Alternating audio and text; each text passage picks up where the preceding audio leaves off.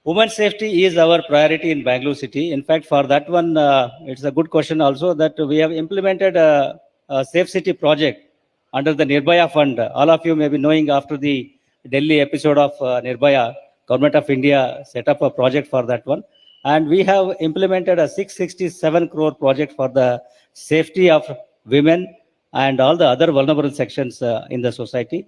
And it encompasses several aspects: setting up of CCTV cameras across the city, setting up of a command center, monitoring all the activities. So many components are there.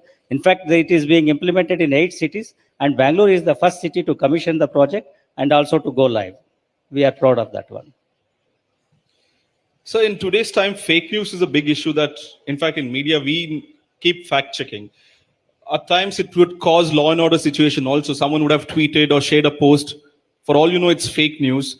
And it would have created a riot, for example. It would have created a law and order issue. How do you tackle fake news? Today's time, that's the biggest threat. Yeah, definitely. It is the need of the hour. And for that one, fake news and even the other thing is hate posts.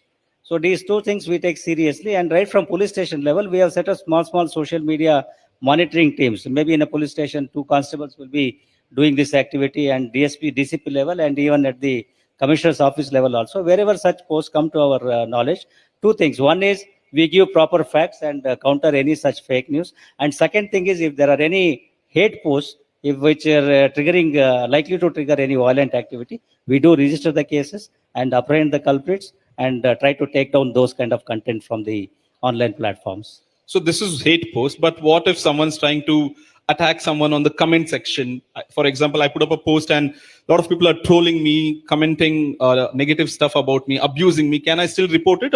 Or do you do suo motu cases? Do you keep monitoring social media? No, those kind of things have to be reported. There is a thin line between what amounts to defamation or what amounts to a kind of abuse which comes under the criminal law. So you also spoke about fixing up accountability as well.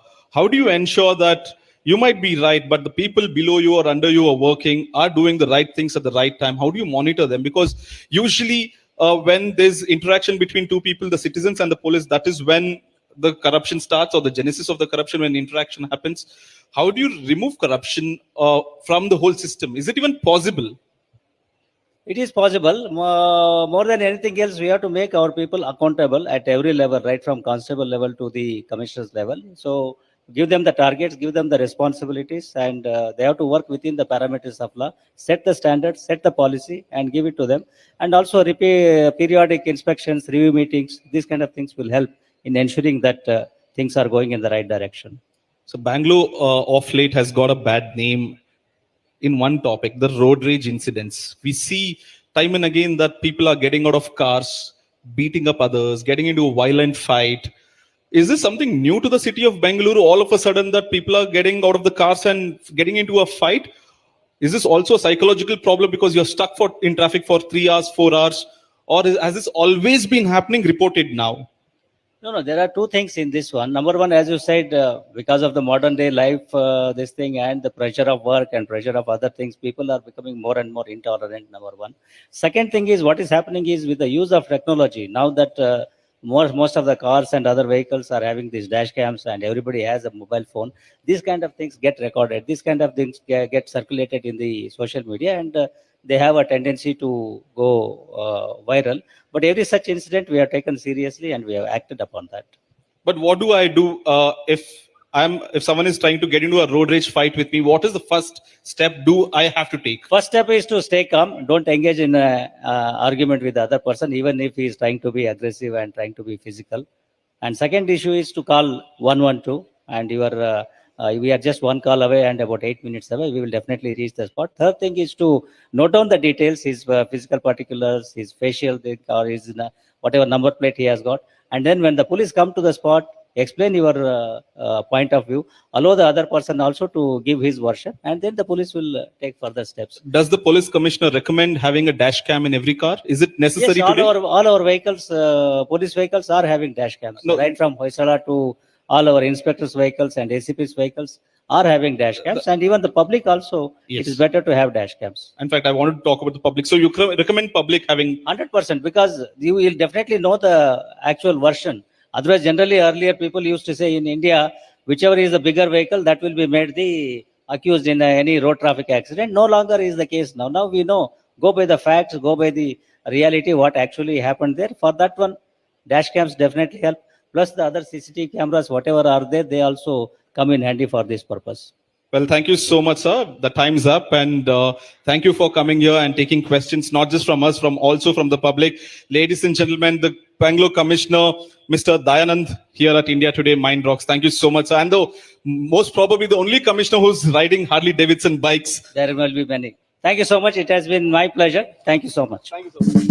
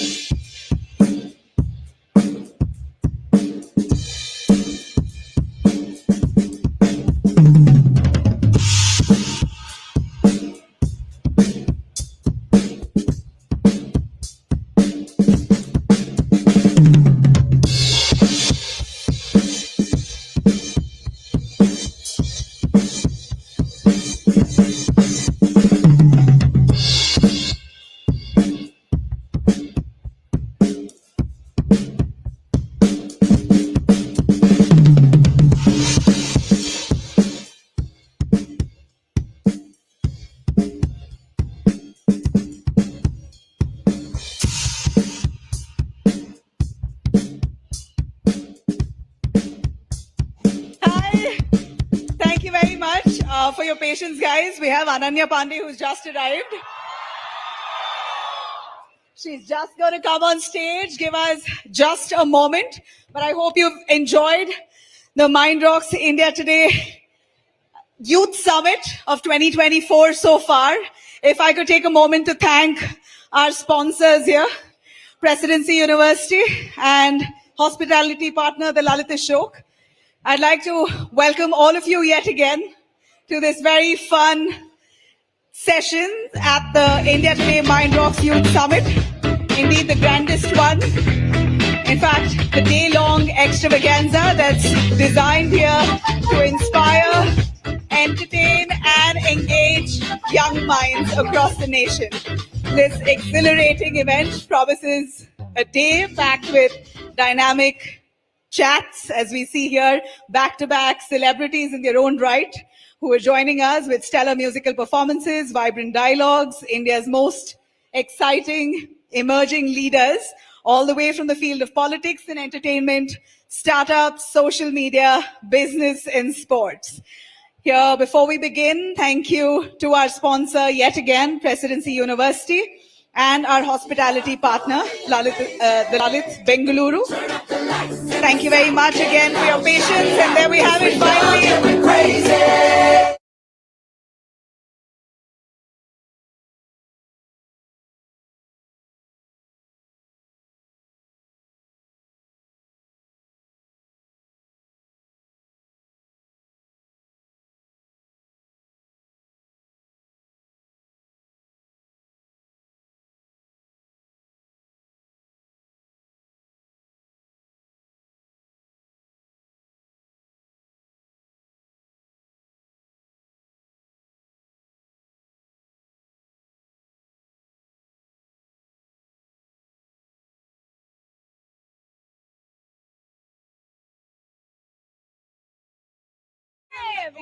Welcome to Presidency University, and welcome to the India Today MindRocks Youth Summit. Ananya, we see the craze for you here. Amazing, so sweet. Thank you so much for coming, everyone. Hi.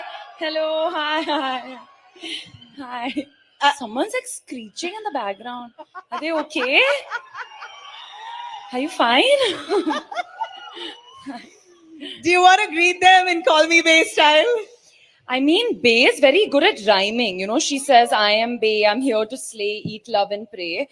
I will say, I'm Ananya Panday. It's very sunny today. Hello, Bangalore. I may look like an eyesore. No. But the flight was very early, but I wanted to be here really. That's my rhyme for the day. That is so sweet. Ananya, what do you like about Bangalore the most since you've just arrived? The people, the love and the warmth, the weather, the food, but I think the people the most. And the people the most, and the food, if it has to be one pick from Bangalore, what would that be? I mean, I really like ghee podi dosa and ghee podi idli are my favorite things. I don't know if it's like a Bangalore speciality, but those are my Totally. favorites. Ghee podi idli is the most popular, I guess. Okay, great. Awesome. Let's have a seat. Yes. A big round of applause for our bright young star, Ananya Panday, who's just had a big run on OTT. Can everyone see me if I'm sitting? You want to stand? I don't I'd like love standing. it. All right, let's do it. Okay, Ananya wants to stand because she wants to get closer. Yes. You know what? Now I regret not wearing my heels. I can take mine off. No, it's fine. Okay. All right. So, Ananya, I asked you this question even on backstage. Ananya comes from a filmy family, certainly. Yes. But has that ever acted as an impetus to your career? Has it given really a boost that you wouldn't have if not for the background? And if it has, tell us how has it helped and what were the real challenges that also came with it? Honestly, I see that my father is an actor as a huge thing of pride for myself because he came from a family of doctors and it was his dream to be an actor. So for me, it's a very proud thing when people are like, oh, she's Chunky Pandey's daughter. And it's not something that I ever want to be embarrassed by or something that I don't want to talk about. So for me, I think the most important thing is to acknowledge it and be proud of it. There's nothing to be ashamed of when it comes to that. But of course, people in film families, they have more connections. It's easier to get into the room. But once you're in the room, I think it's completely up to you how you show yourself. Yeah, that's what I feel. And what was that one thought you had in mind about the film industry, which is now totally busted now that you're an industry insider and thriving? I mean, I think on the outside, it looks very glamorous and it looks like Yeah. we just wake up like this and we just, I walked out of the room looking like this, but it takes a lot of time and there's a lot of waiting. Everything on the outside looks like it's happening fast and this is happening, that is happening, but in the industry, I've realized there's a lot of waiting for a release, waiting for your next film, waiting for the audience's response, just a lot of waiting. Yeah. And you know what? When you say there's a lot of waiting, I'm surprised considering we're in such a fast age. Everything is so instant around us, be it social media or whatever you want, your delivery apps, it's there in an instant. Yes. In this fast age, what are the real challenges that you've grown up with or grown into the film industry with? I think I think we're so used to instant gratification that we're like, if something good is happening, we're not able to completely focus on that. We're always thinking of the next thing. Yeah. For example, when Call Me Bae came out, I'm so happy with all the love. I'm so grateful, but I'm already nervous for my next release because everything moves so fast. So I think just not being able to stay in the moment is something that I've felt. What? What are you saying? Thank you.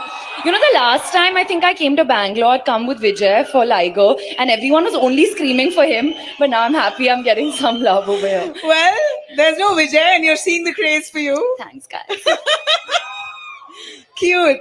You're so adorable, Ananya. And what I love about Ananya the most is that whatever role she plays in a film, somehow she makes the film about her. Even if she's not the protagonist, Ananya really blossoms in every role that she's played and essayed. But I'd still like to ask you, how important is it to be the protagonist for you or not?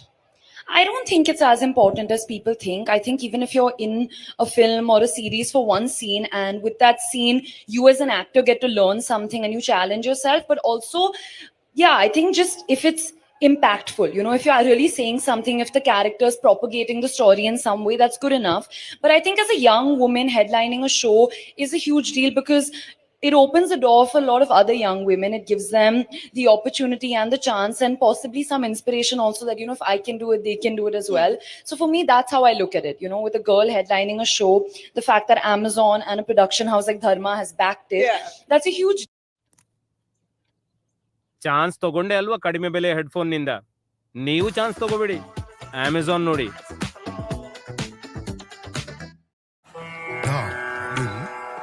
ओ भाई साहब, line में आ जाओ. मैं line wine में नहीं रुकता. Rapido. Bike वाली taxi सबसे सैक्सी, बाइक वाली टैक्सी सबसे sexy. that Shah Rukh sir and Amit ji and all the Khans have had, and I don't think it's the same now. It's very different, the age. Yeah. But we still idolize our stars here in the South. Yeah, for sure. Right? Yeah, I've seen firsthand the experience with Vijay on Ligo. I've seen it. Yeah. See, there's already. Why he's don't not you even drop? here, Why and there's don't you? whistles. You want to drop some South stars' names who you really admire and maybe want to work with? I love Fahad Fazil. I think Right. he's amazing. If I'm talking about the Kannada industry, I loved Kantara. I loved Rishabh Shetty and his work in that. And of course, there's Yash. I love KGF. So, yeah, these are. And Rashmika's a cutie. I love Rashmika. Lovely. You're the cutest. Thanks. Yeah, you guys agree? They have to. No, they don't have a choice. You know what? We saw Call Me Back. I watched Call Me Back. I'm sure most of you all have watched it. Did you all watch it?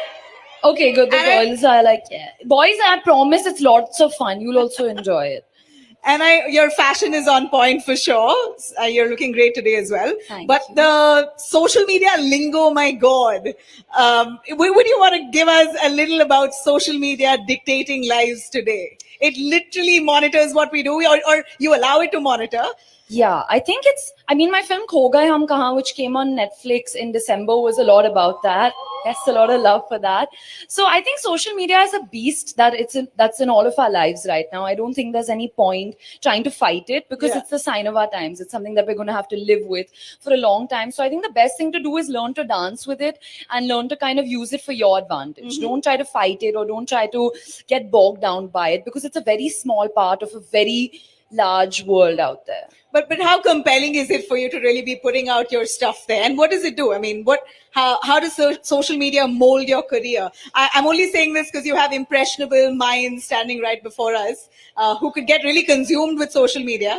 What's the tactful way of using it? I think just setting boundaries is the most important. Right now, I'm still mid promotions for Call Me Bae, and for me, it's a very important tool to connect with my fans and connect with people. I've come across so many young girls and boys out there on social media, and the only way I'm actually, besides something like this, the only way I'm able to actually talk to people is through social media. So you can really use it as a useful tool, but you have to set boundaries because I'm also one of those people. If I'll read a bad comment on certain days, it really affects me, and I for sure, I'm also a normal human 25-year-old Normal human. So I get affected by things, but yeah, you have to set boundaries and snap out of it. No, but tell me, how do you snap out of negative comments? People who are trolling you. It's hard. It's hard for me as an anchor. How do you deal with it? I think don't be so hard on yourself. Thanks.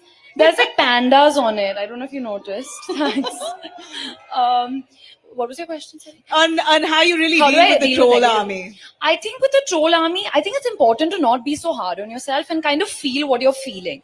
I think something that is, people talk about is like, get over it, move on. But I don't think you should do that. I think you should really feel what you're feeling. Whatever you're going through in life, don't ignore your, emotions because it's going to affect you on some other day. For example, if I read something negative, I'm like, oh no, forget it. But then on another random day on set, if I'm not performing that well, then I go back and think, I'm like, oh, but that negative comment said I can't act. So yeah, they may be right. So I think it's about just processing your emotions and dealing with it completely rather than trying to ignore it. Well, and as much as we speak of social media, the pressures when it comes to actually performing, considering OTT platforms are so robust today, do you believe that OTT has kind of given room to loads of talent? And what does that do to an artist like you? Is it more challenging? Now do you have to put up the A act, best act? how do you handle that pressure? For sure, you have to. If you don't do your best, there's going to be someone else who's going to come and take your position because there's so many talented people out there. For me, OTTs actually makes me feel like it's the best time to be an actor, Really? There's so much to do. There's so many, parts that are now written so fully, there's so much more wholesome, especially for women, the way it's been written now. But I don't think anything can replace the experience of cinema. Yeah. So I feel like as an actor, for me, it's important to balance both of them out. With OTT, you can be a lot more experimental. You can do a lot more things. But then, you have to, the connect an audience feels when they go into that dark theater and they're eating their popcorn and they see you on screen. I think nothing can beat that as well. So it's about kind of finding a balance between both. Amazing. Is it important for an actor to have a social conscience? Well, I know all of us need to as humans, but how much more important is it for an actor to have it in a way, because you have scores of people trying to imitate you, following you? Yeah, I mean, like Uncle Ben said in Spider-Man, with great power comes great responsibility. So I think it's very important for me to use my voice correctly. And sometimes as an actress, I feel a little helpless because people are like, oh, don't get too political, don't say this, don't say that.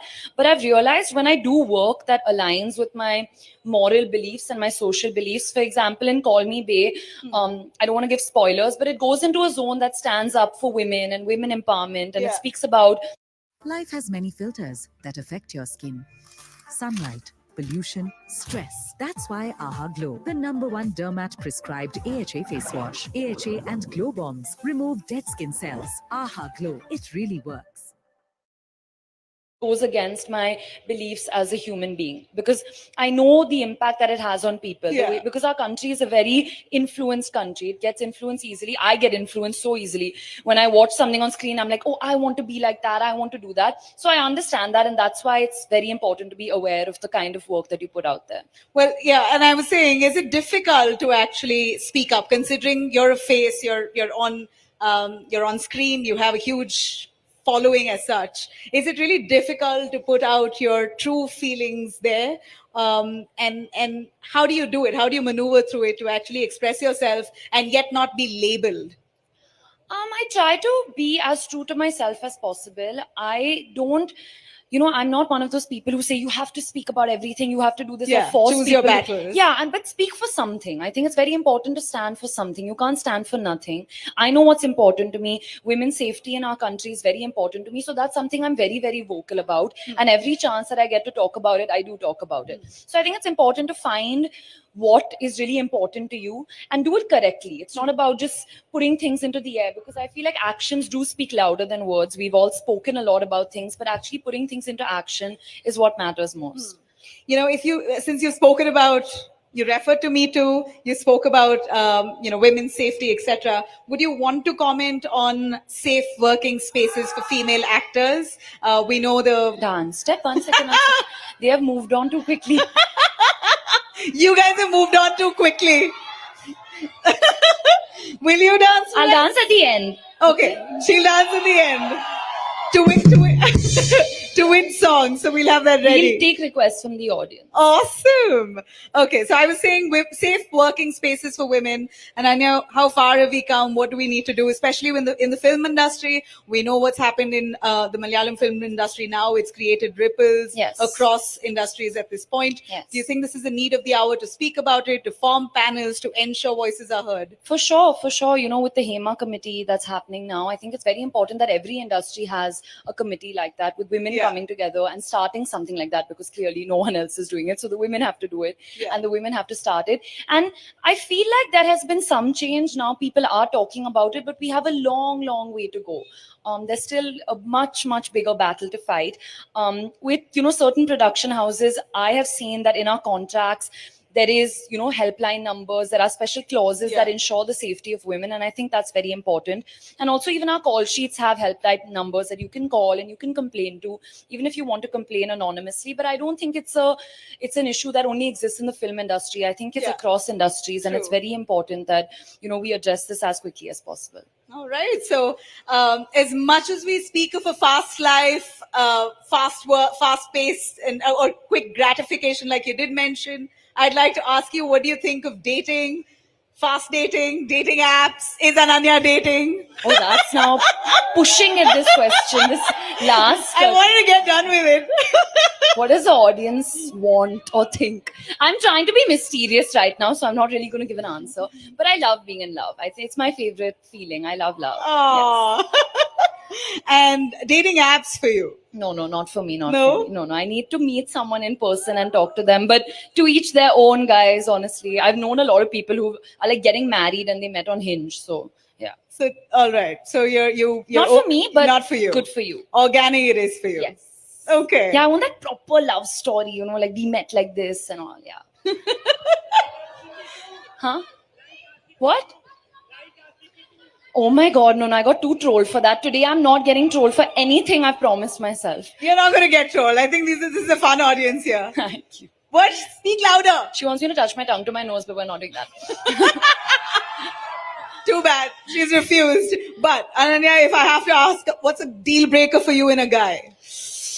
Disrespect, disloyalty, and not just respect when it comes to me. I think to people around you, when they don't treat people who can't do anything for them well. So I think, yeah, just disrespect. Disrespect. Yes. Loyalty or honesty? Is it not the same thing? Honesty. Yeah, honesty. Okay. Well, if you have to pick an actor from the South, who would that be? I know it's a difficult question, but who? Pick an actor from the South. For what? If you want to share screen space with the actor. Yash. I said Yash. There's so many. I love the way Allu Arjun dances, so I'd love to do a song with him. Yeah. Okay. Ramcharan, so there's so many. It's endless. And in Bollywood? Ranveer Singh. Ranveer Singh? Yes. Okay. And Ranbir Kapoor. Yeah, both. Are those your favorite actors? Yeah, for sure. 100%. Hey, but you know what, Ananya, you've come from a background where you've had a lot of your peers are also actors.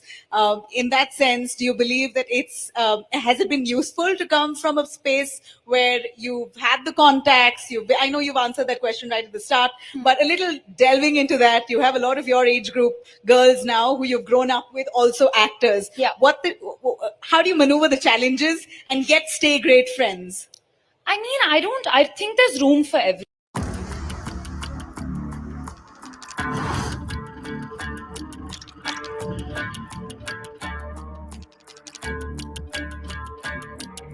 अब निवेदन नहीं, नरसंहार होगा, नरसंहार।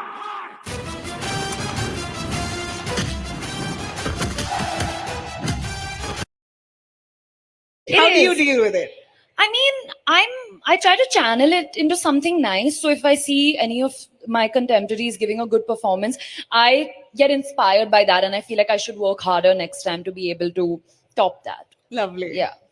Awesome. Okay, so now to get to a little bit of the Gen Z lingo, I've been specifically asked to ask I still say YOLO a lot, and I think that's not cool anymore. Why? Is it? Now it's done. I think there's way more. YOLO is classic. Yeah, I hope so. We're using it. I think I'm now a they've been boomer now. the Gen Z people are saying some really crazy things. Like what? Before I take that test to you, what are they saying? Like Riz and like, I Riz? don't know what No? they're saying. I don't get it.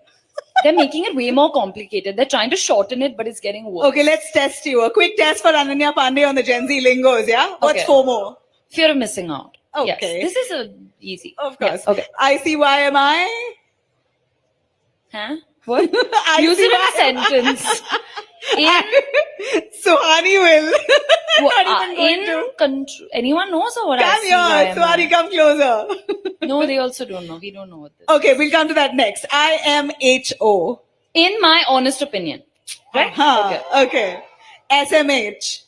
Shaking my head. Okay. Okay. FWIW. Huh? FWIW. For your what? I lost. For what it's worth. See, so complicated. You know what you do best? Rolling your eyes. I do. It's such a classic. You know, There should be back such of my a head at perfect one meme like point. that. Ananya rolling her eyes. It's tough on this game. Yeah. YOLO is what you already said. NBD. No big deal. Awesome. IDK. I don't know. Okay. Not too tough at all. Oh yeah, this was Easy, was no? Yeah. Okay. Courtesy Suhani. Thank How you. frequently do you use these Gen Z lingos? No, I say like IDK a lot because I Okay. really DK anything. And yeah, I think IDK is a common one. Okay. Or I say WID. What are you doing? Also, that's a common one. Okay. So Call Me Bay. I think that's your project where you're headlining. It's possibly your first. Yes. What was the high point in Call Me Bay? What was a takeaway from it?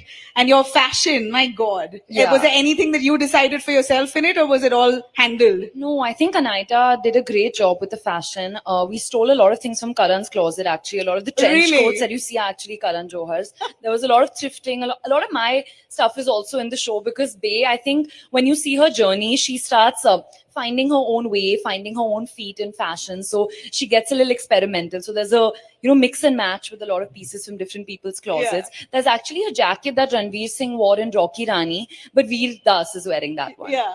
So yeah, we've taken a lot of bits from other people's closets. My high point of Call Me Bay would actually be the reactions of the people after watching it, because I expected people to like it, enjoy it, be a time pass sort of show. But I think the way people have kind of dived so deep into it and, really connected to it, and, everyone with the Behen code, the reels that I'm seeing and all, it's really, really sweet. So yeah, I think my highest point is right now, seeing the reaction of people. Awesome. When you play Gen Z in that, and Yes. there's such. I'm actually Gen Z in Yes, real you are. life. I Yes, may you seem are. old, but You're I'm all of Gen Z. you're all of 25. Yes.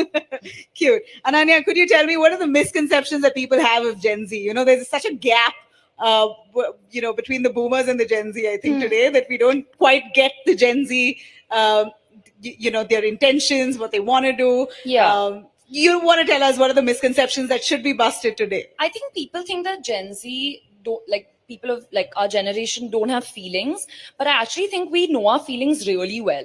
I think this is a generation that's actually identifying their feelings, addressing feelings, going to therapy, which is very, very important. So actually, to the contrary of what people believe, that we don't care about anything, I think we care a lot about things. Yeah. You spoke of therapy. Do you believe it's important to speak? And do you want to talk about mental health? Is there something that hold a lot of value to? Yeah, it's people go. I go to the gym all the time, and I'm constantly taking care of my physical health, and it's the same thing like that. You're taking care of your mental well-being.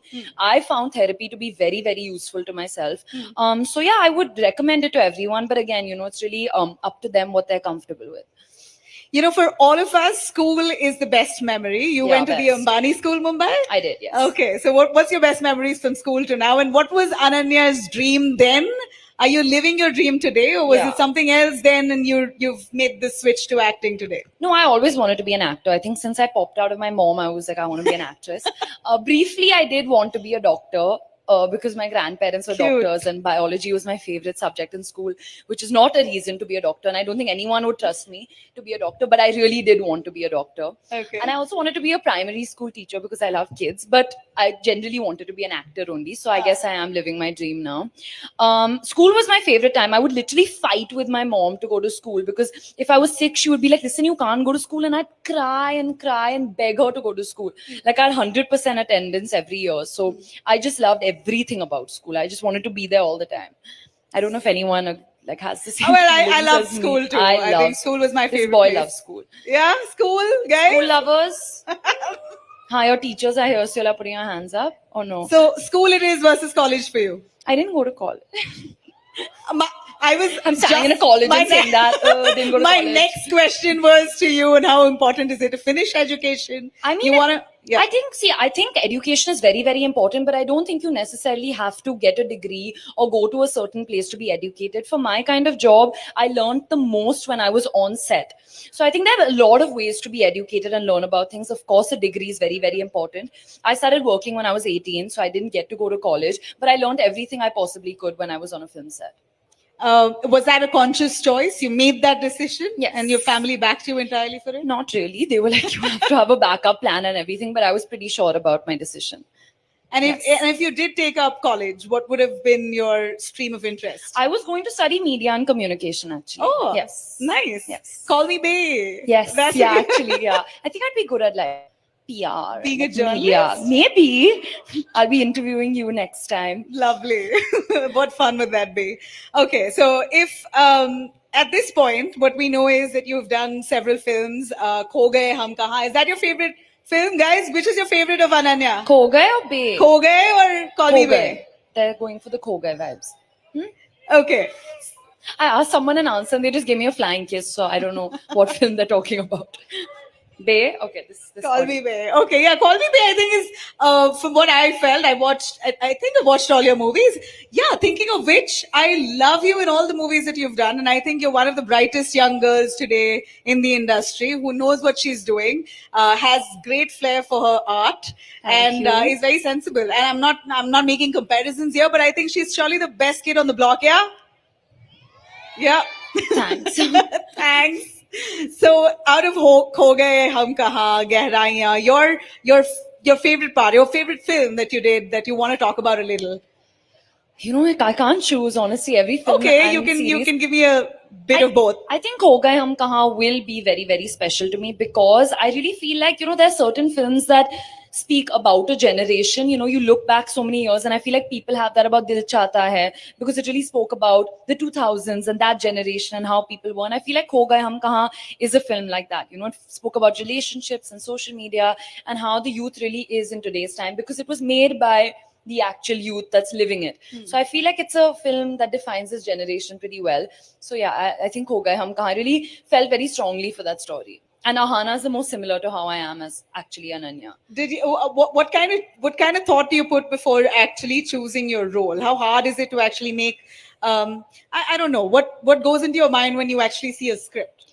I mean, I'm still at that point where my films are choosing me and I'm not really, yeah, I think it's changing a little bit now. I feel like now I'm, making a lot more decisions and, I feel a little more like I have some agency. But I look at a film completely as an audience. Even when it came to Call Me Bae, I knew that even if I wasn't a part of the show, I would really love to watch it as an audience. So when I'm hearing it or reading it for the first time, I'm reacting completely as an audience. Okay. Yes. So I think we're at that point now where we need to honor the audience in front of us. The dance. and do a little bit of question. First question, first dance. What do you want to do? They are asking questions. I'm scared. The questions. You I'll answer the end. can skip a question if you don't want to answer. You can answer if you do. So no Okay. pressure on Okay, Ananya. cool. But I'm do not we have a touching my mic? tongue to my nose. I'm telling you all from now on.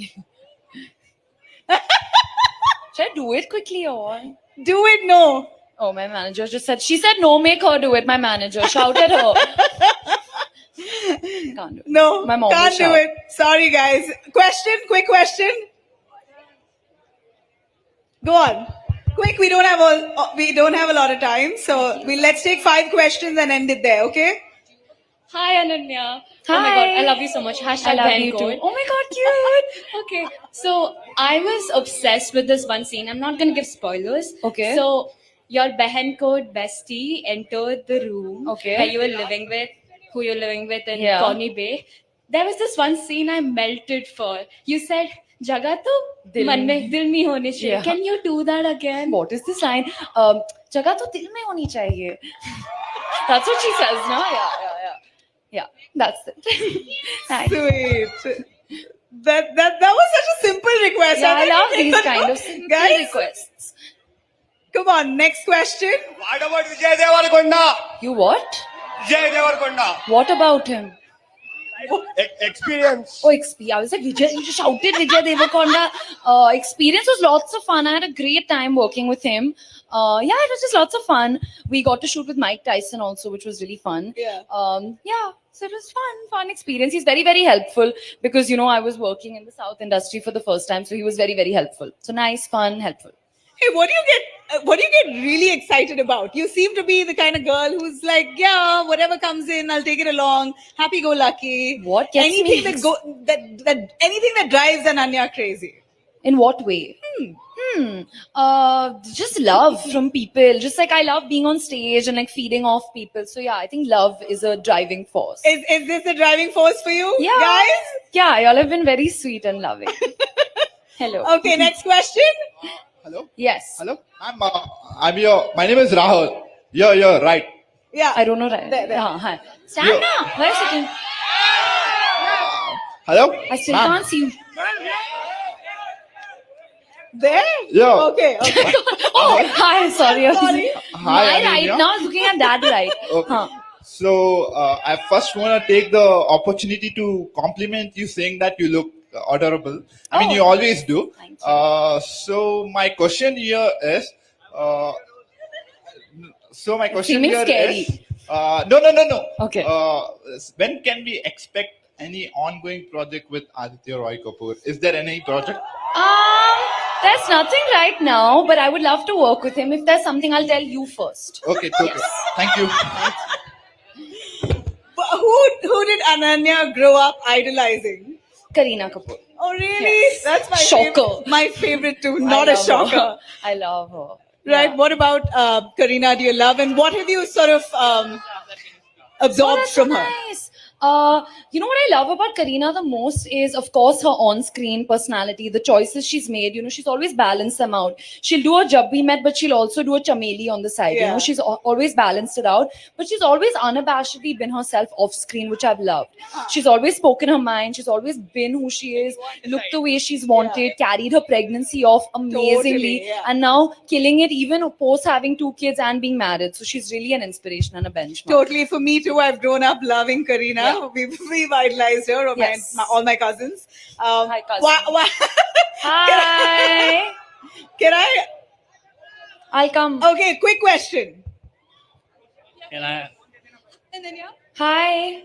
I'm your biggest fan. Thank you. I wanted to ask, do you have any plans in working in regional or international films as of now? I mean, I have these kind of plans. I'm hoping other people also have these plans for me. I would love to work in any language, honestly, as long as the story really connects to me.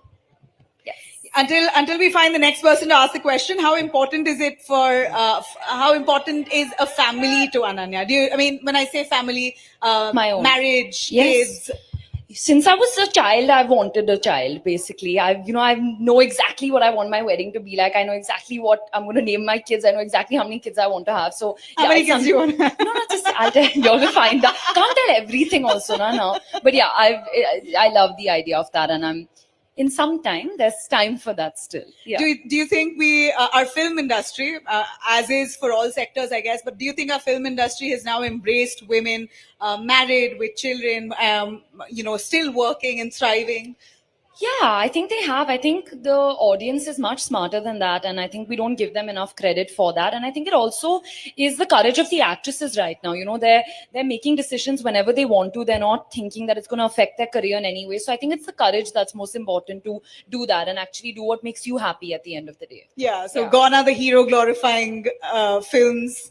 Yeah, we I have mean, those are also there. More but for women. There's also those ones coming up now, but those will also always be there. Will always remain. Yeah. Okay. Anyone with a quick question before we get Ananya to dance, please? Yes. Hi Ananya, Gaurav here, a big fan of yours. Thank you. I just want to know one thing, any crush on the cricketers? Any crush on the cricketers? Oh! No, yeah. No. Any one of them, any team? No. I love Virat Kohli, but yeah. Oh! I do. Yeah. Sorry to disappoint you guys. Oh my God! Hi, Ananya. Thank you. Oh, hi, I love you so much. I love you I'm too. the biggest fan. You're so generous. I love you. Thank you. That was a question. Good. No question, only love. Best. Teach the journalists also something. No questions, only love. Look, you have all the love. Where when you answer our questions right, then you I also get love increase your from them. fan base Yes, now. yes. So we're only Yes. helping. Thank you. Okay. You all want to say hi or you do have we a get question? do we get a song for Ananya to dance, guys? Let's hit it. Come on. Which one? Afat. Should I take my heels off there? Really? Yeah. I'll do Afat. It's easier than I want to see you dance. But you have to do it with me. I'll try. What Afat? Afat? I've forgotten. Come on.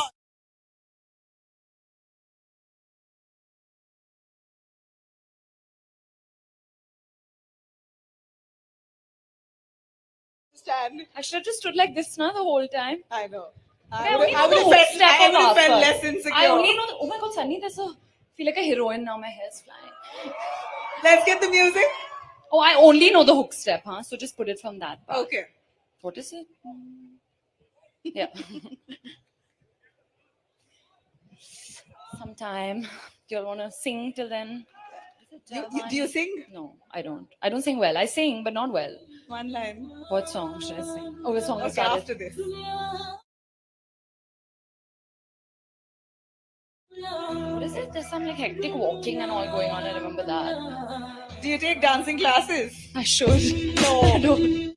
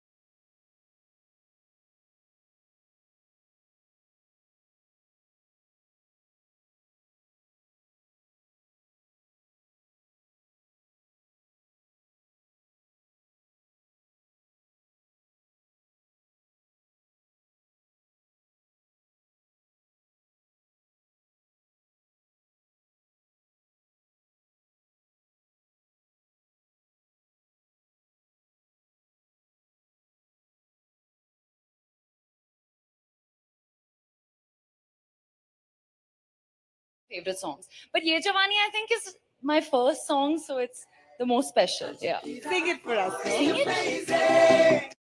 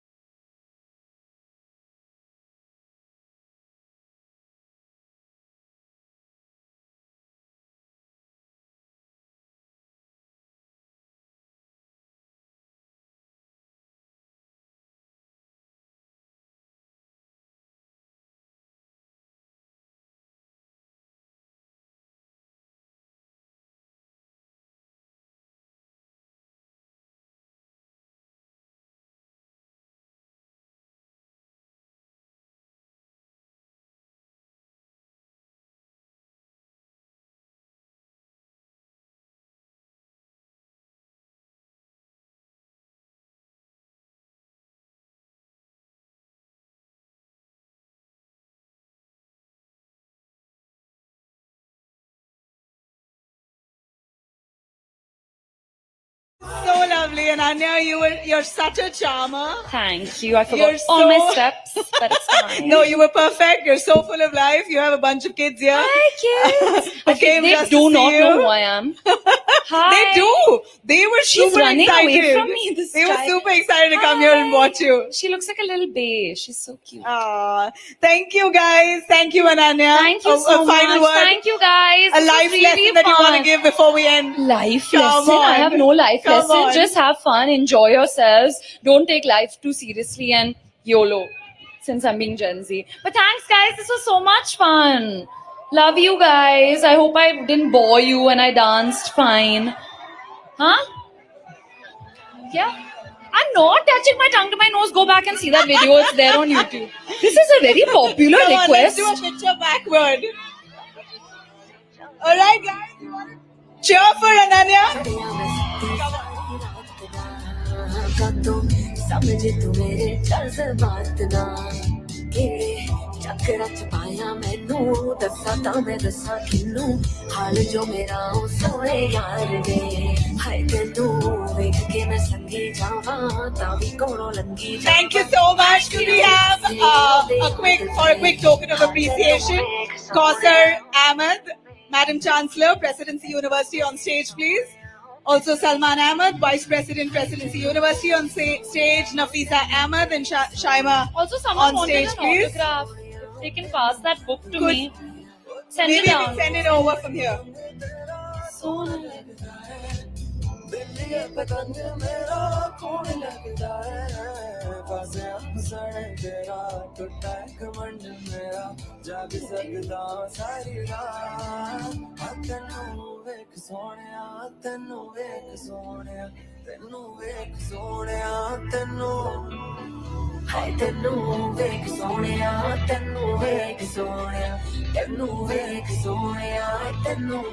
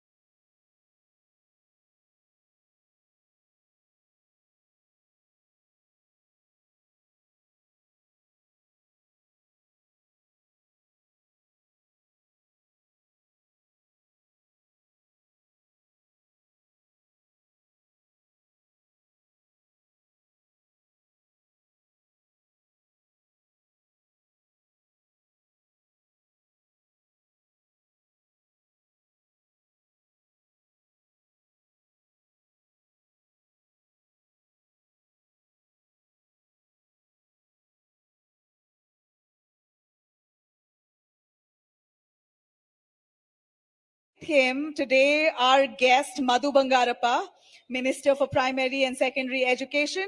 Thank you very much, sir. If I could please have you on stage.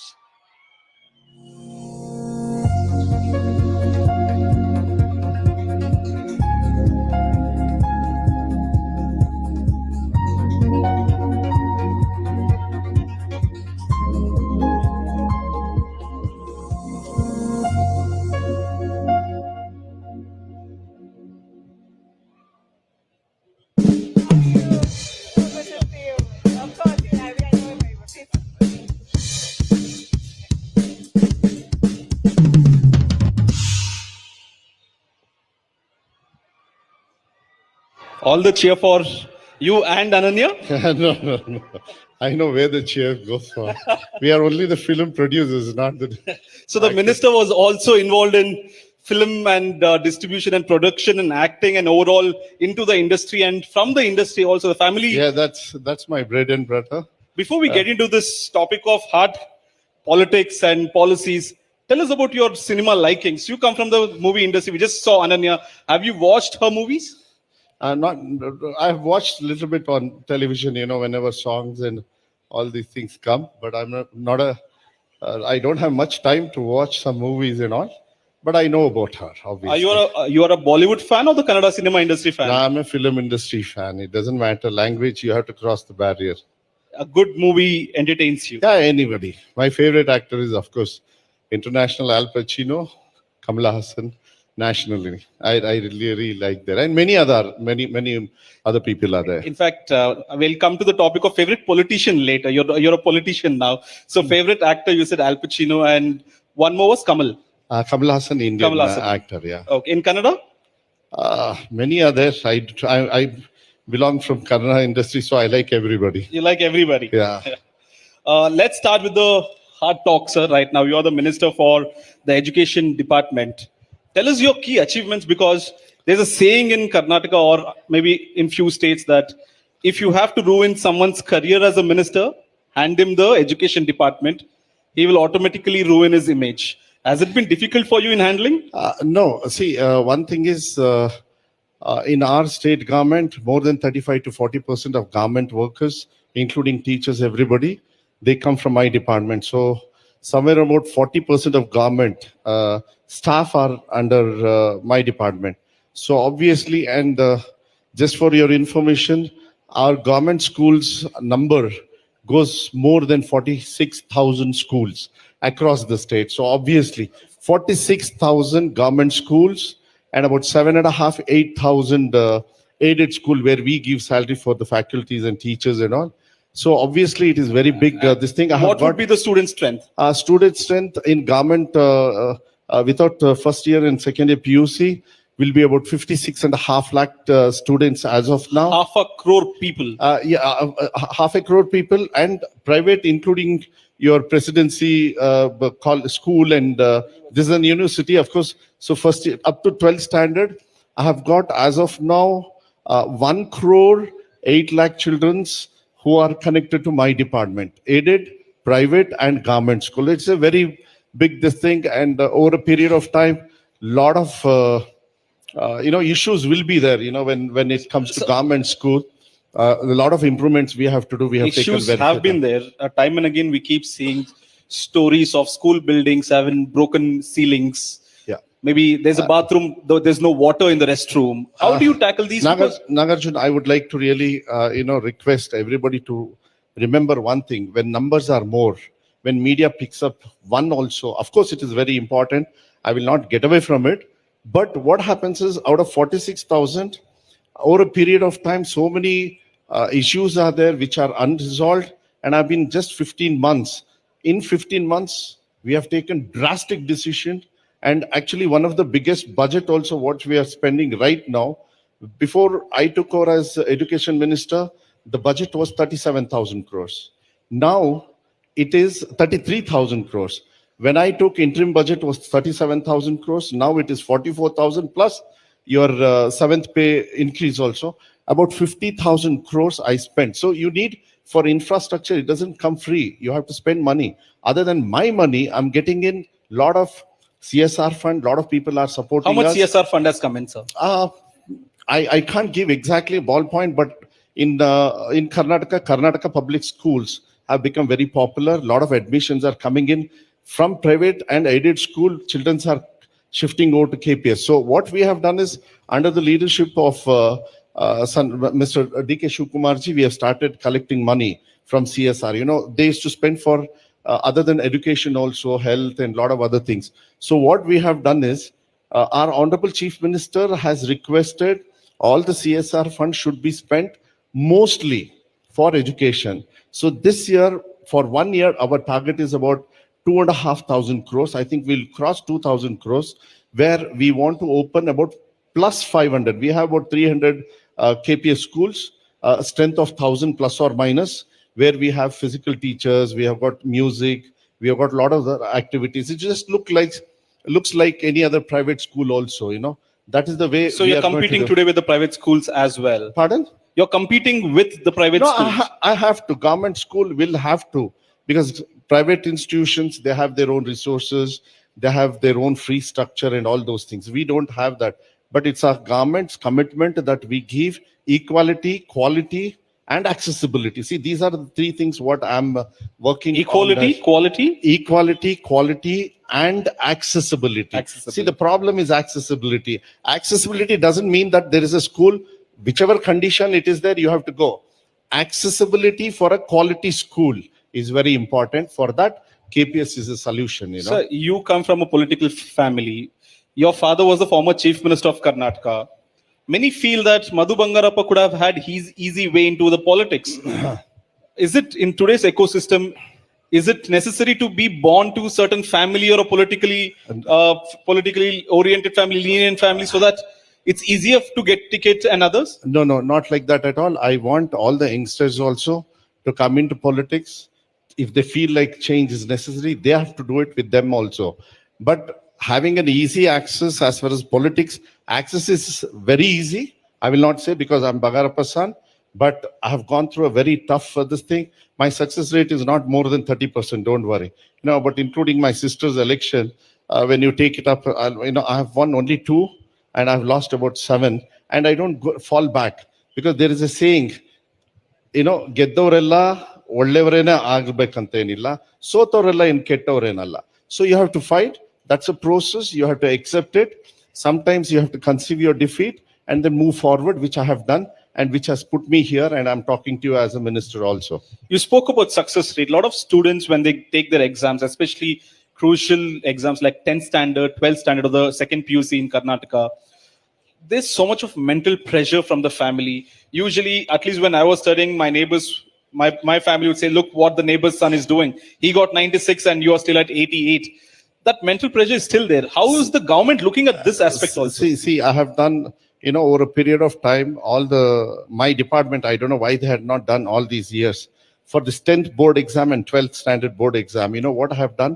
3 board exams. Earlier it was supplementary. I've gone through personally. They used to be supplementary, correct. I've also gone through, please don't ask me, okay, more details. So what happens is when you take your first board exam, then first 6 subjects, 1, 2, 3, 4, 5, 6 are there. So by chance, for so many reasons, somebody would have failed 3rd and 4th, or somebody wants to improve. So what used to happen, he used to take supplementary exam. So at that supplementary exam, it used to be called as supplementary. Right. Not a choice, by choice he had to take. But this time what we have done is we are calling 1, 2, 3. So first exam you can take. If you want to improve a particular subject, or if you have failed and you want to pass, you don't have to wait for another 1 year. Because what happens in the rural side, once you are disconnected from the college or school, you don't come back. So what we do is first exam, second exam, third exam, you can take it up. The best result what you get will be there in your marks card. So what has happened is I want to just give you an example with these 3 exams. I'm very proud that 82,000 PUC and about 67,000 SSLC students passed with their own capacity in the same year instead of wasting 1 full year. So there's no backlog. There's no backlog. You take it and go to the same next semester. You want to go from 10th to 11th. You don't have to wait for 1 year. And so that is very good. Education is not given properly also. That is also one of the, even we are at mistake. I won't say no, we have to correct it, but we have to give chance for children to take up. Even if you take a long jump or a high jump, you don't wind off with first attempt. You have to give first, second, third. The top is the one which you are going to get medal or prize or whatever. That's a good analogy because we just saw Olympics. No, we have to give them chance. That's our duty. Children, they need a chance. I have given that. I'm very happy. And if they have proved for the same year, I think it's a right move. So a lot of students are here as well. So they also might want to join politics. There might be future MLAs here, sitting here, future ministers sitting here. What's your message for these youngsters or the youth to aspire to be a politician? Is it easy today to come to politics? See, I'll tell you one thing. All the youngsters will have many questions. Being a film producer, we are also cause where we would have shown some politician's son or politician in a bad villainish this thing. It's not like that. Okay? They can come. It is their country. This is a very democratic, one of the largest democracy. It is your field. You go ahead, you take it. But ups and downs are there. You don't have to get scared. Because if you want to imply your thoughts that what if you are right and if it is through politics, please do come. People are there. We are, I have lost. Being Bangarappa son, I have lost. It doesn't matter. But somebody else who has come has made a change. End of the day, who are the people who are going to get you onto Vidhan Sabha? It is not my father's name only. It is the people of state on my constituency who are going to take me to Vidhan Sabha. So you have to be very bold, bright. Don't worry. Field is yours. Just like you take engineering medical or whatever it is. You see, you study social studies also in your, colleges. If really you want to make a change, you have to fight for it. It is your country, go for it. And laws are very strict. So you don't have to worry about any other thing, go for it. And I encourage people and very youngsters also, because young thoughts, new thoughts are there. They should come. I really welcome them also. So paper leak has been a big issue across the country in the last paper leak. Question paper leak has been a big issue across the country. In Karnataka, maybe not seen in the last 2-3 years, but in other parts of the country, we have seen students protesting, taking to the roads and protesting as well. How are you managing not to, this issue is a big issue today because it's political also. How is the government managing to make sure that there's no leak here? See, one thing is, you have to keep up your sanctity and secrecy as far as the papers are concerned. The best thing is not to get involved in that department.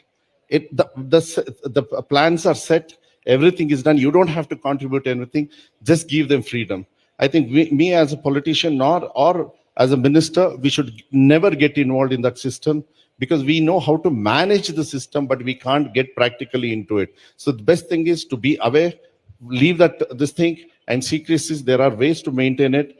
Even though I know about it, I would not like to discuss, because if things are happening good, and if you are saying that from 3-4 years everything is under control, so let that flow. Let me not discuss about it, and I can guarantee you that nothing like that will ever happen. If something like that happens, there is a lot to be punished, and that will take over. So you are saying technically the politicians should take a step back, the system will take it forward. Yeah, I didn't use that word, but you have used that word. I'll leave to you and our friends, to young thoughts, young minds, to think what they want to. But I think it's better because everything is in place. So they have to just do that. And I think it'll all run by itself. So in rural sectors, in fact, rural areas as well, the connotation with education seems to be like a burden. Going to a schools, carrying books, homework, classwork, textbooks, seems to be a burden, a sort of for students' shoulders as well. Can the government not make it more fun to study, to go to class? See, I'll answer you in two ways. You're talking about weight of your school bag. Yes. For the first time in our, I don't know if somebody had done earlier, what we have done is textbook, we have divided into 2 portions. First half, second half. See, the first day of the school, you'll be carrying the last subject also. You don't have to carry that. So we have divided the textbook, made the weight of the textbook less also.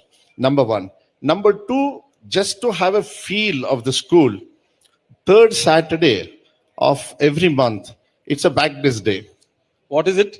Bagless. Bagless day. Yeah, you just go to the school without any bag.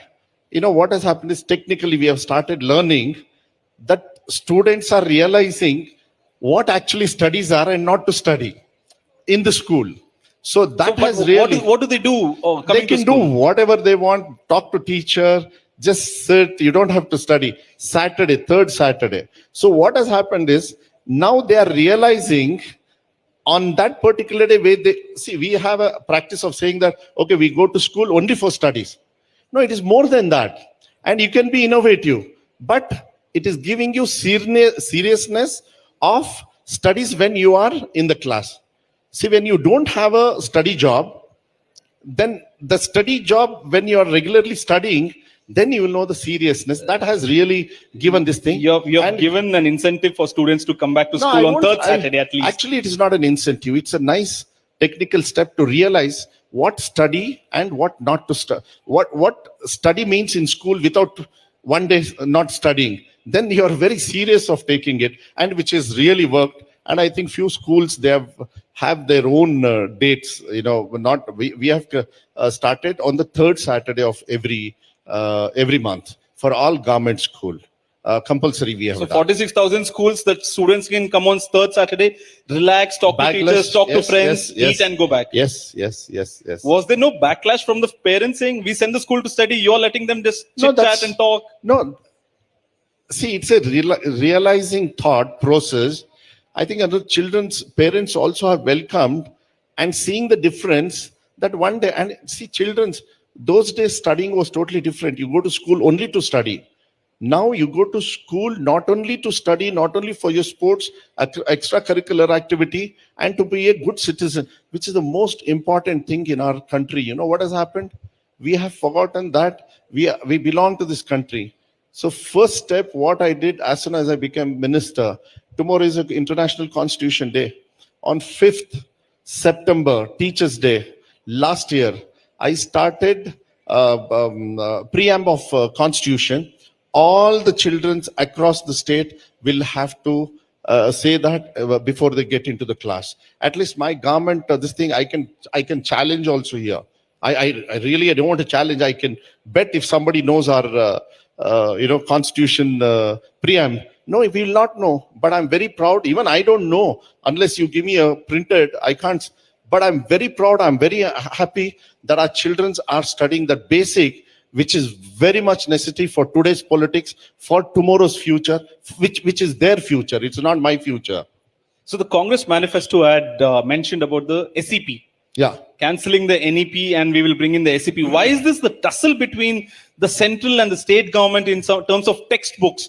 Every year, if you keep changing the syllabus, the students at the end of the day, their career will matter too. See, we have never changed anything, to be frank. We had our own curriculum, whereas technically we all follow NCERT or whatever national norms are there. But what happens is, in your language, it might be English, your local language, or Kannada, or any other language or history or anything. If you infuse something which you are supposed to learn because you've come from Karnataka and you don't give anything about Karnataka and then give up some other state, with all respect to them, first is your foundation, you have to know. But in national education policy, what happens is, it's a national and they will infuse what they want, which was happening. See, being a manifesto vice president for 2023 last election, where we are sitting here, I said, I'm going to do the revision. Pathyapuska Parishkarane we will do, that is revision of our textbook in the interest of children's. Why we did was, there was saffronizing, very openly I will tell that, on certain subjects which I had to remove it. And if I'm sitting here talking to you as a minister, that is the commitment what I had given for Karnataka state people. BJP also says that you are trying to appease certain communities so that you are putting your subjects. They are not in that administrative seat. They'll have to wait for it. Let them do what they want. But if at all Congress government and our government under the leadership of Siddaramaiah especially is doing something, it is purely only in the interest of children and nobody else. So we have come to the final segment of our conversation, the rapid fire. Yeah. India Today will also want to ask some rapid fire questions to you as a minister and also a cinema industry person. Yeah. Describe your political career using a movie title. For today, I think I can put it Chakravyuha. Chakravyuha. You have to go. Politics is all about Chakravyuha. Once you go in, you can't come back? You will have to. I have come out, With failures also, no problem. But end of the day, at least I'm sitting here with a winning seat, so no problem. What's that one decision as the minister that Madhu Bangarappa is very proud of? Freedom for children, And one thing is, I have done better in my department than yesterday. And it will keep going. And I'm very honored. I really want to tell you something. A lot of people, they don't trust government institutions. I'm very happy. I'm very honored. I think students will have to really listen to this. Azim Premji Foundation believed our government system, the way we are moving forward in education. Azim Premji Foundation, in front of Mr. Azim Premji and our Honorable Chief Minister, we signed an MOU for nutrition, because other than education, nutrition, sports, everything is there. So for nutrition in the country, I'm very happy, I'm very proud. Azim Premji Foundation, we tied up, signed an MOU for 3 years for giving all 6 days eggs for our children, for entire 56 lakh children, for the amount of 1,591 crores. We already signed, and I'm launching that on 25th of this month. That's noble of him as well. Yeah. Politics or acting, which has more drama? That is written. This is, it happens naturally. Film industry is written, you know. We do what directors say. We don't. It's a directorless say. You are the director in No, politics. no. All the politicians can be directors. On a softer note, you know. What's the best political advice that you have received? That's from my father. Two, I can tell, if somebody comes to your house, they have come with a problem. If at least don't hurt them and send them back, and try to be truthful. It's very difficult, but I'm trying to do my best, and I'm very always truthful. What's difficult? Summarizing the movie dialogues or attending a debate in the assembly? No, I'm not an actor, but I'm a producer. But the way I feel, I think political natural dialogues are better in assembly. I have more fun there. Not film industry. It's for all the heroes and heroines. Review ಓದದೇನೆ phone ತಗೊಂಡು chance ತಗೊಂಡೆ ತಾನೆ, ನೀವು chance ತಗೋಬೇಡಿ. Amazon ನೋಡಿ. I stretch my limits. No sweat. Not a wrinkle of worry. I'm Rutraj Gaikwad, and I choose to rise. The ex-prime minister's name? I think he was a prime minister, so I think there's nothing wrong. A prime minister doesn't have a party, and I think Atal Bihari Vajpayee always behaved like a prime minister, not a particular party prime minister. The job of a prime minister is he should belong to the national prime ministership, not to a party, though he has come from there. But the responsibility of people who have not voted for him also is very much. And that, I think, Atal Bihari Vajpayee was very comfortable in communicating to young hearts and even the experienced also, because I was very much new for politics at that time. Thank you so much, sir, for having a candid conversation with us, and hoping that you get more strength to support all the children across Karnataka in terms of education. Yes. Thank you so much. Thank you, Nagarjun. Thank you very much. Thank you very much, sir, for joining us here on stage. If I could have, just for the moment, Madhu Bangarappa, really appreciate you staying with us. In fact, if we could have Dr. Nisar Ahmed, Chairman, Presidency Group and Chancellor of Presidency University, please come on stage.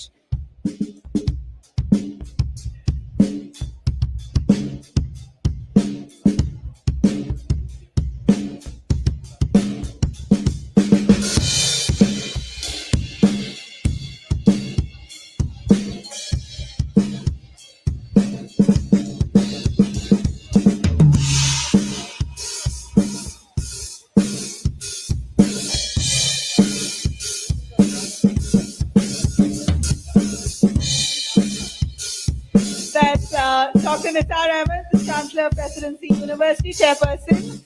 Thank you very much, Madhu Bangarappa, the Secondary Education Minister for Karnataka, joining us here at the India Today MindRocks Youth Summit presented by Presidency University.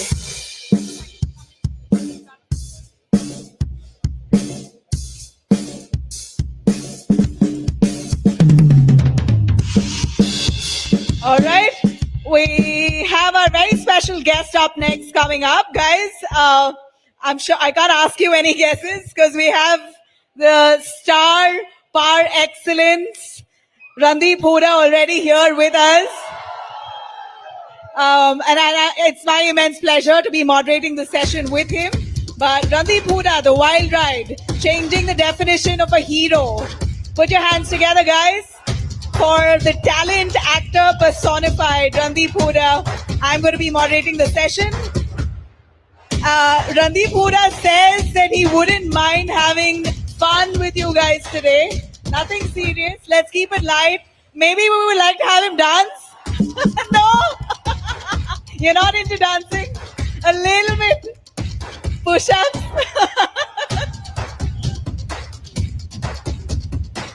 Guys, you want to have some questions? Keep them ready to the fag end of it. But stand or sit? Stand or sit? Hello, Bangalore. Ram Ram कमाने भी आ रहे हो जित जावड़े राम राम मिलता नहीं लागे जो तो अपने काम वाले आगे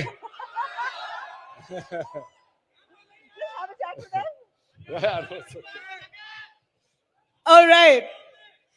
Randeep Hooda. Randeep Hooda is actor personified. I have watched your films and I thought you're possibly the best talent that our country has today. And we're so happy to have you with us at the MindRocks event presented by Presidency University. Randeep, if there's one thing that you found very refreshing the moment you landed in Bengaluru. So Nama City, Bengaluru, what enamored you the most? It's very green and it's very fresh. The traffic reminded me of Bombay, but otherwise it was very refreshing. I have been to Bangalore before to compete in equestrian events, and I missed the Bangalore pub culture when it was at its peak because I did not have enough money to come here. But I believe there are more breweries now than anywhere else. So someday when I have more time, I'd like to come here and do a bit of a pub crawl. You know, from whatever I've heard from Randeep, you seem to be a fun-loving party person. Are you a party guy? Could I call you a party guy? Definition of party keeps changing with age, I'll tell you that much. What's your ideal party today? Just friends talking about various aspects and a little bit of music and trying to get home before it's sunrise.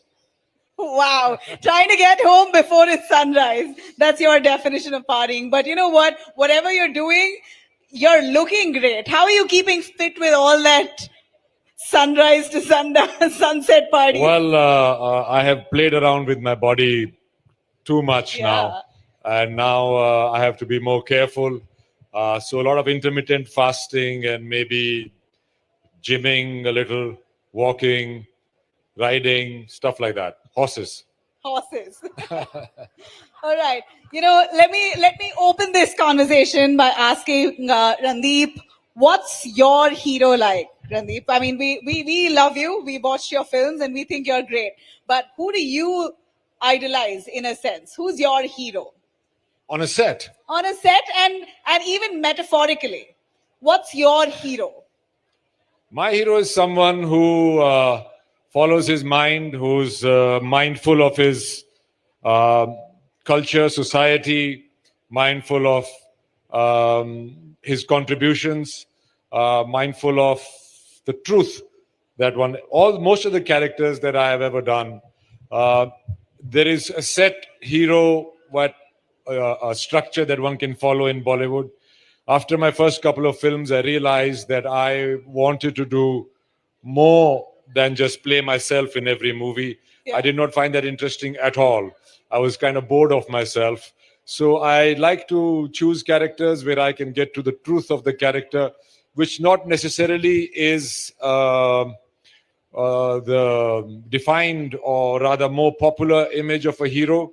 A hero is someone who is himself and follows his own calling and his own path, makes his own path, and is courageous enough to face failures and keep learning.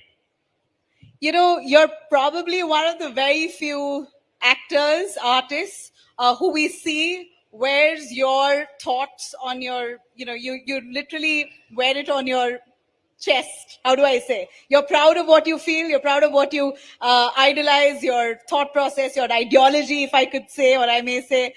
Very few do we see of actors actually owning it. How do you get the courage to do it? Well, it depends. When I'm playing Raja Ravi Verma, my ideology is different. When I'm playing Charles Sobraj, my ideology is different. When I'm playing Inspector Vinash, my ideology is different. When I'm playing Savarkar, my ideology is different. Thank you. So I think one has to keep learning and adapting. And I think it's very boring to doggedly follow one ideology all your life. I think there is good in everybody and there's good in every thought process. It depends on where you are in life and what you are doing.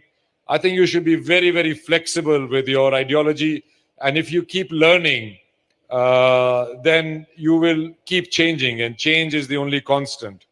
And I might add, as a tongue-in-cheek, my liberal ideological friends are the least liberal people I know. Really? Why? Well, I want to get to the bottom of that comment. Why would you say that? Because there are other ways of thinking which everybody listens to, and they're open to it. They're open to a discussion about it. with my liberal friends, though I'm not saying that I'm not liberal, but those liberal friends, there is no discussion, there is only debate. It's either your or mine. And they are very, very closed in their mindset rather than being liberal. So liberals are not so liberals. That's my personal experience. Wow, liberals are not so liberal. That's fun. You know, heroism. Do you believe that a true hero today is that who is actually a hero even beyond the screen? Because what you see of a character on screen, I would love it if I see that character beyond the screen, still so rooted, grounded, and speaking with conviction on the ideas they have. I did ask you, where do you get the courage for doing that and being you? And how difficult is it at the same time? Do you feel that heroism, what you show on your screen, should also come out in reality? And that's what a true hero is. I think it comes from my culture, being a Jat, being from Haryana. Oh my God! Yeah. We are bold people. Our culture is rather rough, but sensitive and bold, and we are not very fearful of standing out of the crowd or opposing the crowd. Yeah. I'll tell you a joke about that. Yeah. एक गांव में एक बंदर बढ़ गया. Do you understand that? I'll say it in Hindi. एक गांव में एक बंदर घुस गया, तो उसने एक दो लोगों को पाड़ लिया, मतलब काट लिया, तो पूरा गांव उस बंदर के पीछे पड़ गया. तो एक मेरे जैसा शहर जा रहा था, तो वापस आया गांव में, तो उसने पूछा, भाई ये चल क्या रहा है? बोला वो बंदर के पीछे पड़े हुए हैं. बोले बंदर के साथ कौन है? बोलता कोई नहीं. बोला चल बंदर के साथ मैं हूं.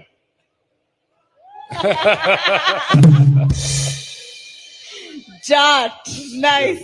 So I mean, it's that, and also I did this thing called heroes without makeup. Yeah. When I started doing a movie or preparing for a movie called Battle of Saragadi, where I took on the 6 roop of Kesh and Kada and Kachera and all that, and there,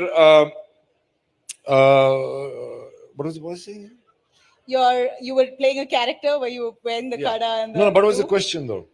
About Jat. I spoke about the Jat, about you saying that you're Jat. Yeah. So no, I was playing that character. Yeah. And I really have forgotten my chain of thought. I don't know what it was. No, that's fine. My point being that you have. It's okay to forget. Well, you're setting precedence here for I used to do that in my exams also. I used to always forget.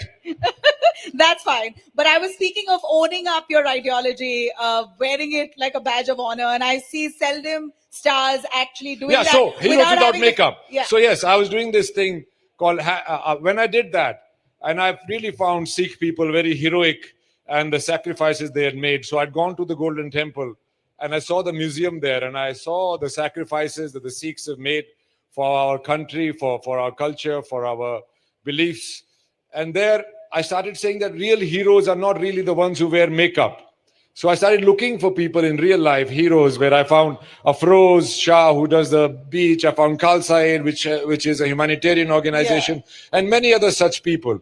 And I realized that heroes with makeup are over-glorified, and there are many, many heroes in real life which are not celebrated enough. I think we should celebrate the heroes amongst us, whether it's in your classroom, whether it's in your colony, in your building, wherever it is. There are always people who are trying to do things beyond themselves, beyond their own personal selfish good, and I think they are the real heroes. Wow, that's lovely to hear from you, because I know that you put in a lot of passion and your sincere efforts into making whatever you make, be it Sarabjit, which I thought you were mind-boggling and amazing in it. Savarkar, on 2 ends, the kind of passion that you put into it.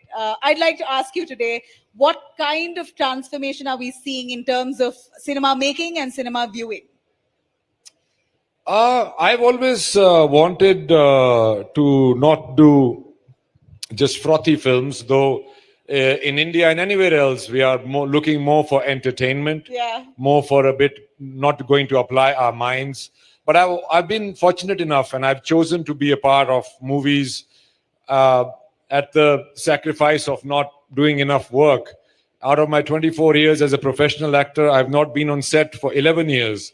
So either I'm waiting for something meaningful to come across, or I'm preparing for something. So cinema is changing, but inherent essence of cinema remains entertainment, and I think that's how we should look at it. Though I have been fortunate enough to be part of movies which are entertaining as well as meaningful, but I don't think in a cinema you can sit and preach people. Nobody wants to. किसी को lecture नहीं सुनना ना भाई. इनको हंसी मजाक में एंगेज करके आप जितना बता दो वही वो घर लेके जाते हैं लोग. मगर हंसी मजाक जितना आप कह रहे हो, आप तो डांस करने के लिए मना कर रहे हो यहाँ पर. अरे और भी गम है जमाने में, गम है डांसिंग के अलावा. गाना गम का. अरे नहीं. इसीलिए मैं थोड़ा ट्रांसफॉर्मेशनल एक्टिंग और थोड़ा और preparatory acting, where you are looking for the truth of the character, you are looking for a place where you can relate to it so that the audience can relate to it. Like for example, I've played many cops, but I've not played a cop. I've not played a cardboard cop who's got a uniform. I've played human beings which happen to be cops. Yeah. So that's where you create a difference. And because I was not so good at dancing, I chose that this is what I might be good at. So why compete with Hrithik and Shahid and Tiger and all, because they dance so well. But they can't do what I do, so I chose that. What is it? What Find your USP. Find your USP. What can't they do that Randeep does? That is a below the belt question. And I will not like to say that about my peers. They are very good at what they do, and I have a lot of love and respect for them. You know, films increasingly being inspired from reality. As much as you say that we're all about entertainment, I think what's doing really well today, exceptionally well, are films inspired from reality. How far do you think artistic freedom is in our country? Censorship, you know, a little bit on that if you could touch upon, because that's such a debated issue today. Any film that comes out runs into trouble with the censor board. Lots of films actually get past it despite having sensitive content and possibly derogatory or defamatory content. So the such politics that surrounds a film and filmmaking process today, where do you draw the line between artistic freedom and ensuring your film? I think there should be no restriction on somebody's interpretation of art, no matter in what form. Like, for example, when I made movie on Swatantraveer Savarkar, I tried to understand him and try to present him without glorifying him. I never call him Veer in the movie. It is for the audience to decide after they've seen it whether he was Veer or not. Yeah. So I also faced a lot of issues in the censor board. I was asked to get evidence of where I found the things, the dialogues said by different historical figures and events, and I had them ready. Yeah. So I had to go to the censor board and I had to present all of those things to the censor board. That never came out in the media. We never heard of your struggle with the censor board with Savarkar. Yeah, because that was not a point a point of discussion that I wanted to make. Because for me, my movie was more important, not the sensationalism of censorship, which was important to me. It often happens to me in my life that I go for what is the most important thing in whatever I'm doing. And I set my goal on that, and I never deter from that. Whatever obstacles come in the way, like in this movie, there was a director prior to me, but there were a lot of lack of sincerity, lack of hard work being put in. So it's so conspired that I happened to become the director. I co-wrote it also with Utkarsh. Yeah, and then may I say, I'm not too sure if our audience knows that you pledged your personal property to fund the film Savarkar. What happened? I pledged my personal property and all that because I knew my aim. My aim was to bring about Mr. Savarkar's story, which was unfortunately and unfairly brushed under the carpet, and I really wanted that to come to fore. And then once I decided that this is what I have to do, this is my aim, then you take every obstacle in your stride and try and make it work. So once you decided, it's determination which gets you through life, not chances, not foot in the door, not nepotism, not any of those things. What gets you to where you are is your determination and your ability, or rather bravery or courage to take on failure. Everything I do, every project I approach, every role I take on, I first and foremost become fearful of the fact that what if I fail? But I don't use that as an obstacle. I use that as an encouragement, as an inspiration to work harder at it so that I minimize my chances at failure. I found in my life that success is nothing but going from failure to failure without losing your enthusiasm. You know, I always believe, and I really admire your school of thought, and I always believed a little bit of nervousness, anticipation before you jump into your project is great, is always good. Yeah, because that's what gives you the impetus to be a learner, be a person who's constantly engaged, alive, in the present, and want. See, regret is when you think about the past. Fear is when you think about the future. Yeah. The thing to think now is very hard. I'd asked this question of Virender Sehwag, and I said, how? You are the one who gets out on very low scores, and you are the one who scores like, hundreds of runs in an inning. And he said, भाई जी मेरी यही problem है कि या तो मैं past में चला जाता हूँ, मैं फ्यूचर में चला जाता हूँ. मैं कहा ये प्रॉब्लम सबकी है भाई, तुम्हें क्या करते हो? तो he said कि मैं गाना गाता हूँ और मैं गाना अच्छा गा नहीं पाता हूँ, इसीलिए मैं उसको अच्छा गाने की कोशिश करता रहता हूँ, इतने में इनिंग्स खत्म भी हो जाती है. So that's a good thing. You have to engage yourself in something at present. अभी क्या हो रहा है? धूप कितनी है? पेड़ कहाँ पे हैं? और आसपास कौन खड़ा हुआ है? ये सब लोग फोन में लगे रहोगे तो कभी प्रेजेंट में नहीं रह सकते. So staying in the present is your motto. It is my aspiration. I am also not able to do it all the time. Nobody can, but as much as you can try, you should. So now that you're in the present, what would you want to tell our young audience here? Your early life. If you could give me a sense of your early life, what you studied. You want to sit? Okay, it's okay. No, you can sit if you want to sit. All right, no, we I'm have fine. 7 minutes. I'm fine. Okay, 7 minutes. Yeah. All right. My whole life summed up in 7 minutes. Let me see where I start from. Okay. My early life. Okay, since it's a university, I'll relate my student life to you. All my life, I was a good student till class 10th. I was in a sports school, hence I was a good student. Then I went to a school called DPS RK Puram, which was very studious people, bookworms as we used to call them. And there I got so discouraged by their ability to be with the books that I stopped studying altogether. Mera 12वीं में compartment आया था, unfortunately. I failed in chemistry. I had to reappear in it. But I reappeared in it and I did well. So I was never the one who is to be involved in studying. But let me tell you one thing. You will find your destiny on the way to avoid it.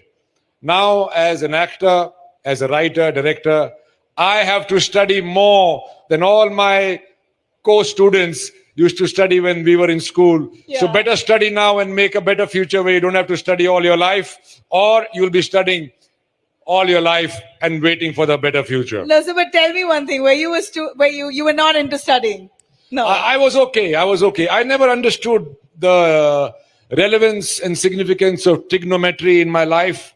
I never understood the physics, a little bit of physics, chemistry, all those things that we used to study. I never saw their application in anywhere but in those books, unless, of course, you become a scientist and all that. So the another thing is that I realized quite early on that there is nothing called talent. Really? There is nothing called talent. No. There is nothing called talent. Do you hear me? I prided myself in that. Yeah, but what is it? What is it that makes you talented? If I ask you to Google about, let's say, climate change, that's a big topic these days. All of those who will sit in Google and spend 15 minutes reading it, all of you will spend 1 hour reading it, and all of you will spend 7 days reading it. The one who's reading it for 7 days diligently will be more talented. इनकी ये हालत का कारण है साधारण auto app. इन्हें चाहिए guaranteed auto, मतलब रैपिडो ऑटो 5 मिनट में मिलेगा, वरना 50 रुपए आपके।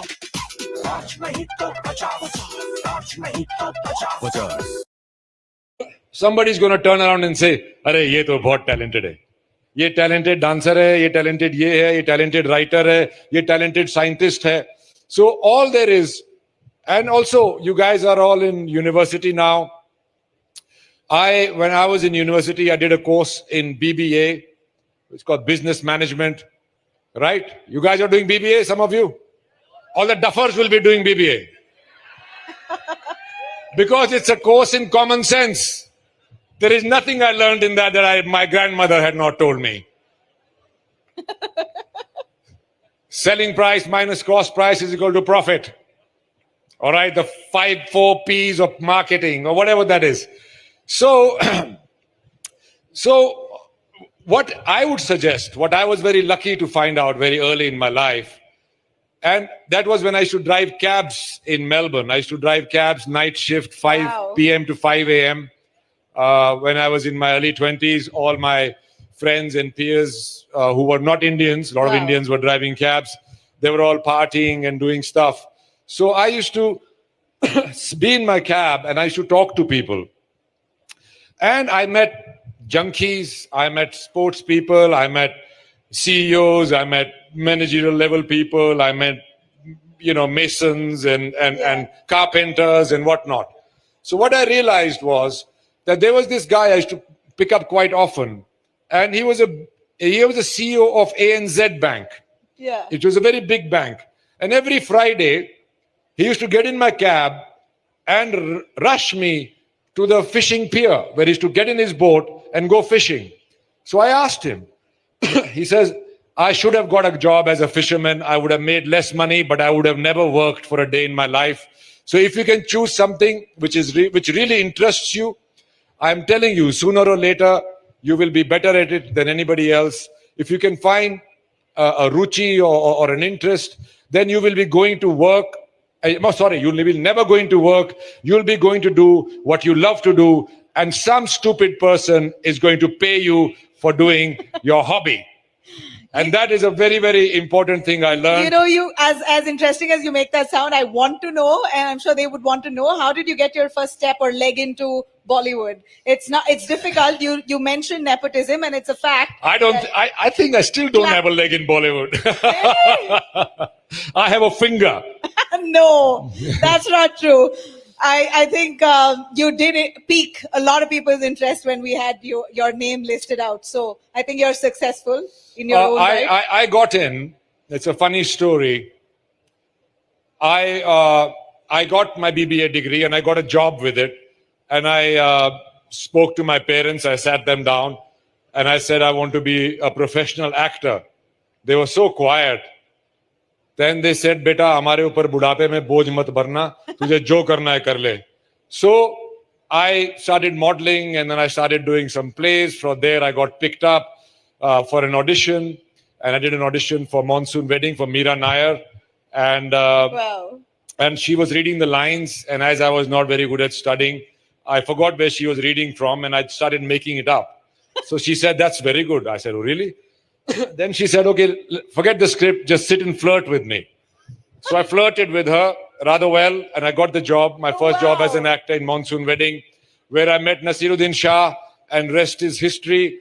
And that is what it is. When you really, really want something, and you keep trying for it every day, do one thing towards that thing every day, life has a cycle, life has a chain. It will pick you up, it will create opportunities. And then you will squander some. I've squandered many opportunities, but then you have to keep at it again. And one day, your thought process and your opportunity are going to collide, and you are going to get what you want. Awesome. As we're coming to the fag end of this, I'd like to ask you on a final note, what's your view of the boycott culture, Randeep? We know that films today run into controversies. Do you think any popularity is good popularity? Are you also of the same thought? I think any popularity is good popularity. The problem arises when nobody's talking about you. But that should not also be a case of just creating sensationalism. Yeah. I think boycott culture predominantly is a social media hoax. If you boycott a film, it doesn't mean that if you see a boycott film on social media, it doesn't mean people are going to boycott it.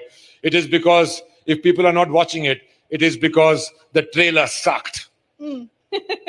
People watch a film just because they like the trailer or they like an actor in it or they like the topic. It has got nothing to do with this boycott culture. I don't believe in it at all. Are you scared of it? No, not at all. I've been cancelled many times. Really? I'm here, bro. Did it work? Did you get which word do you get cancelled for? Things, stupid jat jokes I've cracked in places like today. I hope nobody makes a clip out of it and makes it viral and, cancel And me again. influence the upcoming Haryana election? Yeah. Very possible. Yeah. Politics is a career in itself. I'm fine without that. Hey, who's your favorite politician? MindRocks. Woo! Excellent. Okay, do we have time for 2 questions at all? Because our time's up. But if we All have right. mic- Questions. Somebody give them a mic. One. Okay, go on. Sir न्यूनतम मानना है कि शंकर नाम है पर भगवान ना हो पर इतना तो बताए सको हो कि लाल रंग 2 की अपडेट की है लाल रंग 2 भाई पहली बॉक्स ऑफिस में ना चाली तम देखण ना गए फोन पे देख गए सुसरे सारे अब हमने दूसरी बनाने में फोन पे पिक्चर कम देखा करो तो हमारी भी और बन जाएगी भाई बालक देव तो बड़ा हो गया लाल 2 आओगी जब लाल रंग आओगी 2 जब देख लेंगे कितने एक जाओगे बट भैया इट्स इन द प्रोसेस बनाएंगे और कति बनाएंगे शंकर ने नहीं ना छोड़ा Okay, you want to translate? Sir हमने सुनी है हरियाणा में सरकारी नौकरी बिना ब्याह को नहीं होते तुमने तो सच कर दी यार जब मेरा ब्याह मैंने मणिपुर में किया तो यही जोक निकला था कि भाई रणदीप हुड्डा को भी मणिपुर में जाके ब्याह करना पड़ा क्योंकि इसकी सरकारी नौकरी खोना Your interstate love marriage, that really interested all of us. It was all over the news. I think it was the Meitei culture. I think which was my wife's culture and their rootedness and their Indianness and their exoticness, which caught the people's eyes. I had nothing to do with that particular sensational news that it became. It was just thanks to the people of Manipur. In fact, my brother-in-law Manikanta, he said on the mic after the wedding ceremony कि बोला यार ये हरियाणा वाले आके यहाँ ब्याह कर सकते हैं इतनी लड़ाई झगड़े में. Well, you really endorsed the courage of Haryana. Let's see. I am Indian first, then I'm Haryanvi very much. I'm proud of my culture, my language. I'm proud of, like you should be, like Canadians are of their culture. I am proud of my culture. And you should be proud of your culture. Don't get lost in languages. Don't get lost in this. Think about your grandparents. Think about the values that they had. Think about the love, the food, the songs. Hey, since you're in South India, do you want to tell us who's your South Star favorite? Anyone who you really look forward to work with? I like them all. I like them all. I don't want to be partial to anybody. South India is doing well in their movies because they're still very rooted in their culture, in our history. And that shows that we might become a modern, a very connected, digital India, but our roots are in our culture, in our villages, in our homes, in our parents, in our grandparents. Is Randeep a dog person or a cat person? Oh, I was a dog person till a cat adopted me. Okay. In my office, I opened a new office thanks to Mr. Savarkar, who made me from just an actor to a writer, director, and finally a producer. Yeah. I'm very, very, very, very grateful to him and his story to bring about that. So this kitten was being eaten by or beaten by this other cat, and my guy who works in my office, he saved her. Now she's got a kitten. So my cat family is multiplying, and I'm telling you, I've lived with dogs all my life. I can't live without them, but cats are really special, man. Oh, lovely. And all the pets, all the wild, all the street dogs and cats, be kind to them, give them food, water, love them. they're really, really also part of our country, our citizens. They're also citizens of our country. Lovely. And I know the kind of love you have for the wilderness. I hear you bought a fancy house in the forest area. Congratulations. I don't have a fancy house yet. So I've been working in conservation for a long time. Nice. But I started finding myself a bit of a cheat, a liar, because I'm sitting in my air-conditioned apartment in Bombay and talking about conservation that's happening in far-flung areas. So I said I'll put my money where my mouth is. So I got a place in a beautiful park, Kana, near that, and I'm going to try and increase the tree cover there. I'm going to try and help the locals with employment and bringing pride to their local culture, and hopefully to work on their schools and hospitals so that they really are proud and feel. Unless they feel proud of the tiger and economically benefited from the tiger, you cannot save the tiger. Hey, you know what? You've been so honest, so lovely, so kind, bringing the great vibe on stage right here on MindRocks India today. Thank you very much. Thank you very much. Thank you for the love. Mojlo Roslo. Thank you. Hey, hang on, please. A token of appreciation. Could I please have on stage Miss Kausar Nisar Ahmed, Madam Chancellor, to be up here to give a small present to you, Randeep. A big round of applause for him, guys. I wish I was a rock star.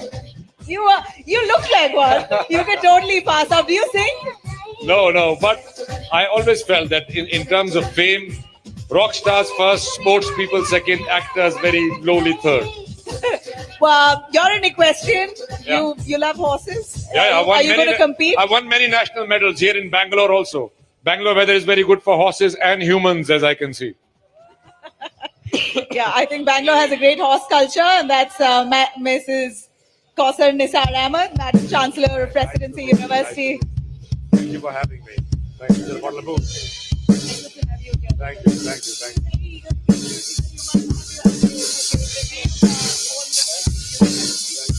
Thank you, guys. Thank you very much. Thank you, Randeep. Thank you.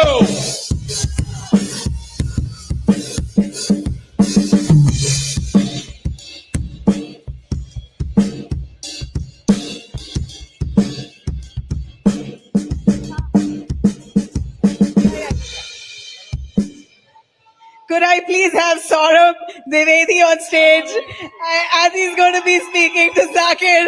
I'm not giving him the mic.